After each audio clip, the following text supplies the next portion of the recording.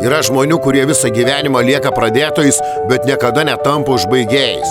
Jie turi šimtus idėjų, dešimtis pradėtų darbų, nesuskaičiuojama kiekį planų, bet viskas sustoja vos pirmame posūkyje. Vos tik pasidaro sunku, vos tik reikia kantrybės, pastangų ar disciplinos, viskas numetama į šalį. Ir tada jie keliauja per gyvenimą su ta pačia fraze lūpose. Man nesiseka, man trūksta laiko, gyvenimas neleidžia. Bet tiesa daug paprastesnė. Ne gyvenimas jų nestumia pirmin, o jie patys savęs. Nesėkmės jie pavertė pasiaiškinimais, kliūtis pasiteisinimais. Lengviau sakyti neturėjau laiko, nei pripažinti neturėjau valios. Lengviau kaltinti aplinkybės, nei pasižiūrėti į veidrodį ir suprasti, kad tas, kuris stabdo, stovi ten pat vietoje. Pradėti moka visi. Entuziazmą, kol idėja nauja, turi kiekvienas, bet užbaigti sugeba tik tie, kurie nepasiduoda, kai dingsta pradinė euforija ir lieka tik tikrasis darbas. Sėkmės nesukuria pradžia, ją kuria pabaiga. Gyvenimas nematuoja žmonių pagal planus, svajonės ar pusiau atliktus darbus.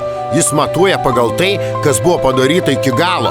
Nesvarbu, kiek kartų pradėjai bėgti, jei sustoji pusiaukelėje, niekada nepasieksi finišo. Ir jei jau sakai, neturiu laiko, gal verta paklausti savęs, ar iš tikrųjų trūksta laiko, ar tiesiog trūksta noro. Nes laiko turi visi vienodai. 24 valandas per parą.